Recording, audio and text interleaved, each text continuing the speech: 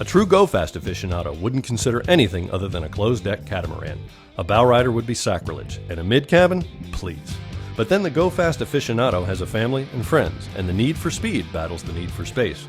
With the new 30 Daytona, Eliminator created a removable section of deck and a forward-facing rumble seat for two accessible through the cabin. Being a custom builder, Eliminator rose to the occasion and created the clever setup. For reliable and manageable power, Eliminator fitted the boat with twin 625 horsepower Ilmor Marine engines and two beefy Imco Marine Extreme Advantage SC drives. Gearing was fairly tall at 1.35 to 1, as were the boat's Mercury Racing 34-inch pitch Bravo 1 propellers. You'd think with that kind of setup, Eliminator would have gone the light layup stripped cabin route. Far from it. The 30 Daytona was equipped with a full cabin and a huge stereo. With that and more, the catamaran weighed in at 7,500 pounds. Top speed was plenty fast at 120.8 miles per hour, with the engine humming at 5,700 RPM on sticky glass water not conducive to speed runs. At that speed, the 30 Daytona was solid and stable. With its Dana Marine tunnel tab down, the catamaran came on plane in 6.9 seconds from a standing start and reached 70 miles per hour in 20 seconds. Roll-on acceleration numbers were stronger still, as the step-tall 30-footer ran from 30 to 50 miles per hour in 5.4 seconds, from 40 to 60 miles per hour in 8.1 seconds, and from 40 to 70 miles per hour in 11.7 seconds. Surprisingly agile in low-speed slalom turns, the 30 Daytona also carved nicely and tracked precisely at higher speeds.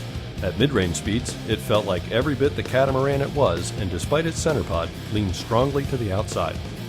The removable deck section of the 30-footer was flanged and had 4 connection points. The fit was so neat and so close that with the section in place, the 30 Daytona looked, from anywhere but directly overhead, like a typical closed-deck sport cat.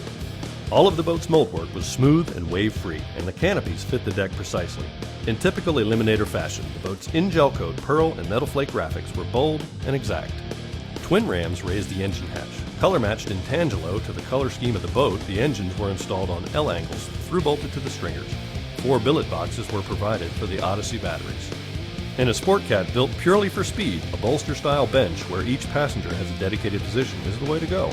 But for more recreational, friends and family use, a standard rear bench is a better call.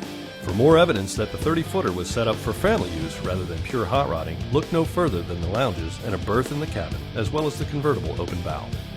High-back bucket seats, angled footrests, and quarter canopies were provided for the driver and observer.